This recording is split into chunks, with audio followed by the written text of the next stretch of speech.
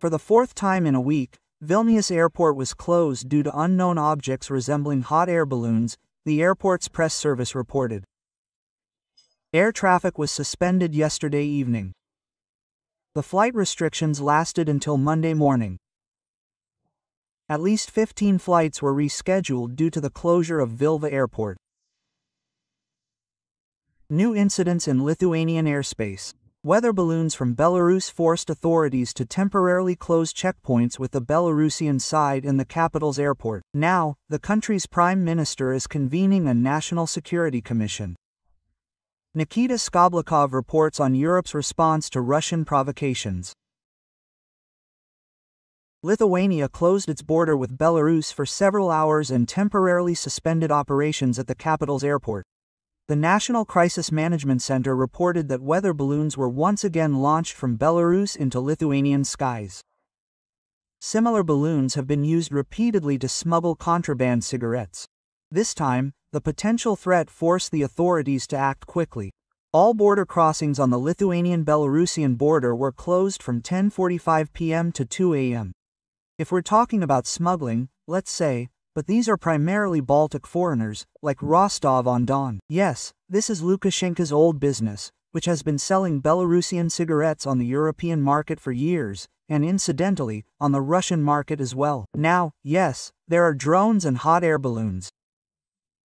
Well, the question is how the Baltic countries will address this, because launching a combat aircraft here precisely for the sake of a hot air balloon would be foolish and expensive.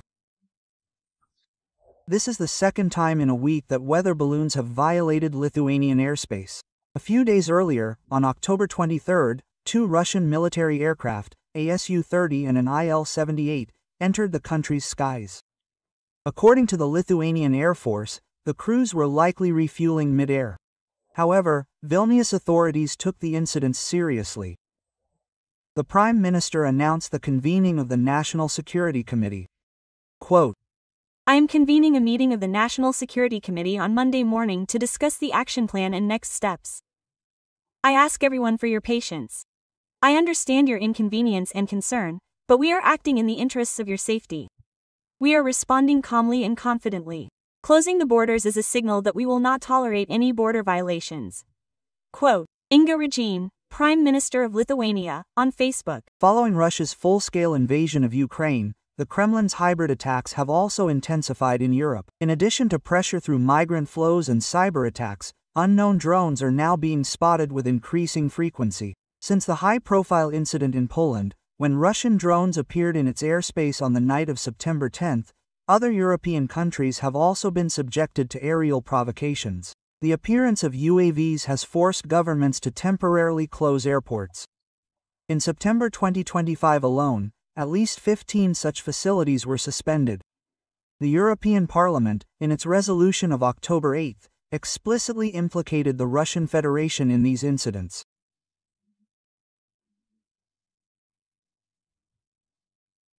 Without directly using military forces, or, I don't know, using troops in close proximity to their borders, they are using remote capabilities to divert our partners' attention and resources to internal problems, to a worthless facility, and thus distract them from the war in Ukraine and stop providing the necessary assistance.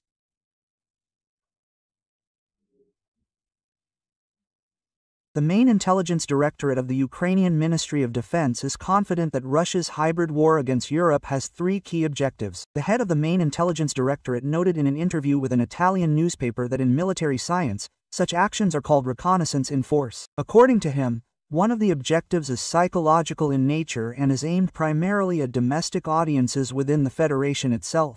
But there are other factors as well. The Russians are testing your reactions, your decision-making ability, your willingness to use force. Meanwhile, they are conducting reconnaissance, identifying your systems, understanding how they operate and where they are located. For them, this is a double win. If you Europeans tire of war, then the aid coming to Ukraine will decrease. Meanwhile, the Russians are sowing the seed among Europeans that there's no point in going to war with Russia. I'm not saying this. That's the Russian view on the matter. Kirill Budanov, head of the main intelligence directorate of the Ukrainian Ministry of Defense, in an interview with Ilfolio. And yet, European countries, particularly NATO members, are prepared to respond to Russian threats. As early as next year, Sweden will deploy a battalion equipped with anti-aircraft artillery combat vehicles to Latvia. The Latvian Ministry of Defense announced this. They also clarified that the main task of the air defense units is to increase the potential for the timely detection and neutralization of air targets, including drones and helicopters, at the tactical level in the Baltic region. Nikita Skoblikov for the Freed MTV channel. Lithuanian President Gitanas Nausėda proposed permanently closing the border with Belarus and restricting transit to Kaliningrad. The reason is the threat of smuggling contraband using weather balloons. According to him, recent incidents and disruptions to airport operations are elements of a hybrid attack on the country. Lithuanian governments will present response options in the coming days, and possible measures include the long-term closure of checkpoints and restrictions on transit through Lithuania. Vilnius previously temporarily closed its border crossings after the appearance of weather balloons containing contraband cigarettes. Well, we'll talk about that later. We're joined by Vytis Draconis, political scientist and lecturer at the Institute of International Relations and Political Science at Vilnius University. Welcome to the airwaves. Nice to see you. Hello. Hello. Good morning, Vytis. Let's try to summarize. Yes. What initiatives are official Vilnius currently putting forward regarding how to respond to the threats from Russia and Belarus, and what steps, in your opinion, should also be taken in the near future to somehow cope with these threats? Well, as I understand it, an interinstitutional meeting is taking place right now, discussing how to respond and what means we have, as it should be. Because balloons, as far as I understand, are not so easy to shoot down. Well, with weapons, for example, yes. So, here, maybe some other means can be used, but right now this is literally being discussed.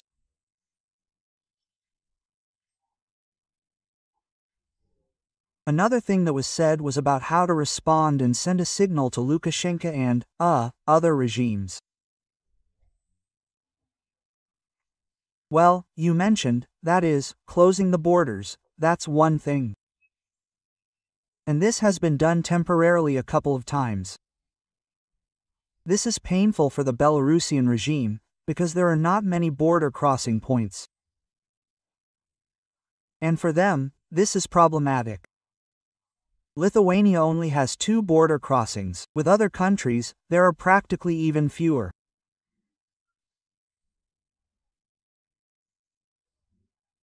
So, the statement regarding Kaliningrad, transit through Kaliningrad, well, it's very important for Lithuanian politicians to understand that this hasn't become just a conversation or some kind of heated debate within Lithuania, because this would also have elements of a hybrid war, polarization, with politicians pointing fingers at each other.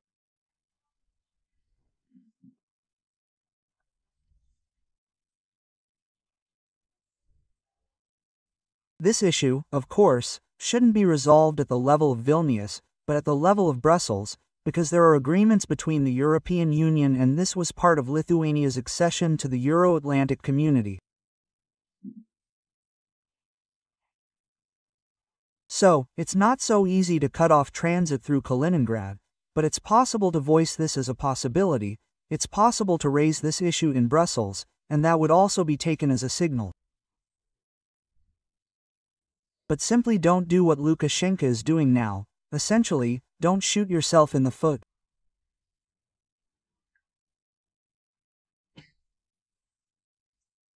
Because if this becomes a heated discussion, or a point of polarization in the Lithuanian political community, of course, Kremlin propaganda, the Minsk regime, and so on will exploit it.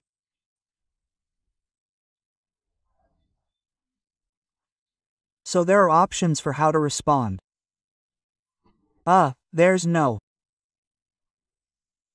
silver bullet to solve absolutely everything in one fell swoop. But I think it's a question, as always, of decisiveness.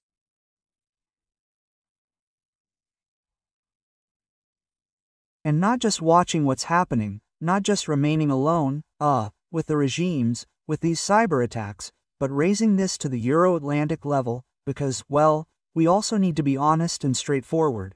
If someone thinks this is just a Lithuanian story, that's not entirely true, because certain tools are being tested on how to influence other things.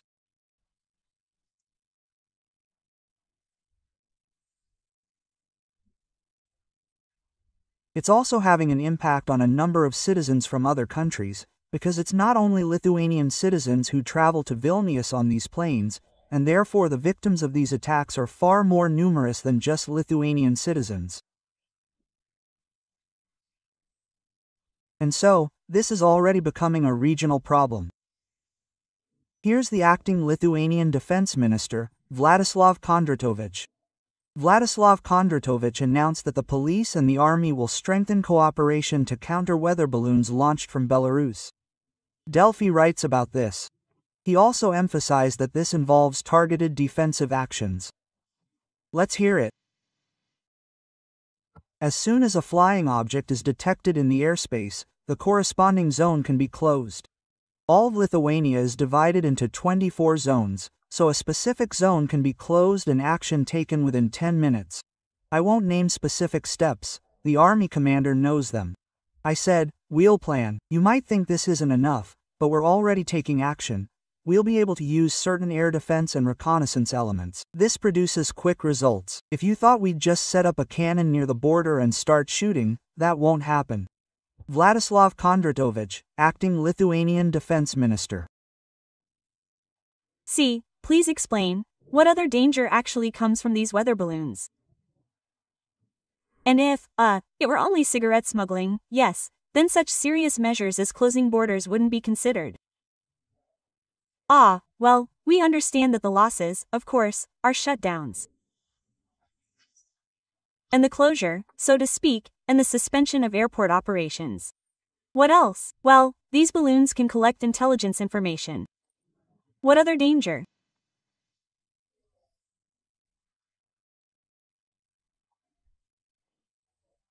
Well, God forbid something happens to one of these launched balloons, some kind of collision with.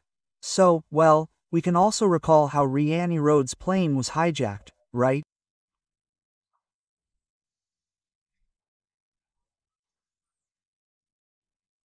So, it was a hijacked plane, where there was obviously an action, although also under the guise of supposed anti-terrorist actions and so on.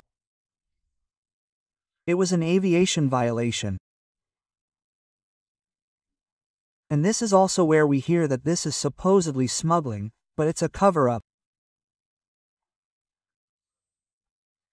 It's clear that this is a massive, regular operation, and it's basically aimed at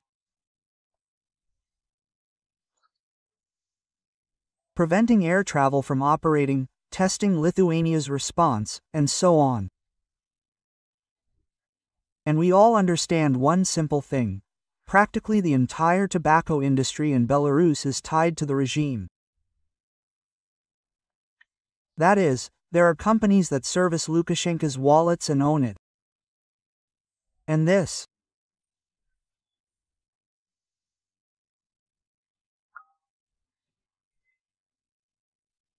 smuggling itself is already a certain element that has some kind of impact on Lithuania.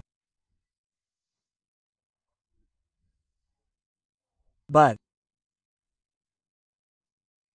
covering it up is just a cover.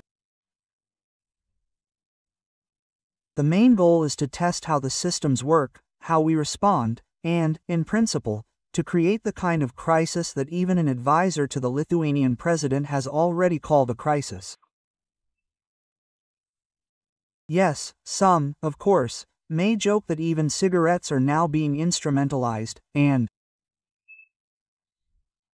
smuggling is becoming a matter of national security. But this is really no joke. If you imagine that we ignore this and, God forbid, some kind of balloon damages an airplane or some kind of tragedy results, then it will be even worse. So, these losses you mentioned, well, they are accepted in order to do everything possible to protect the entire aviation industry.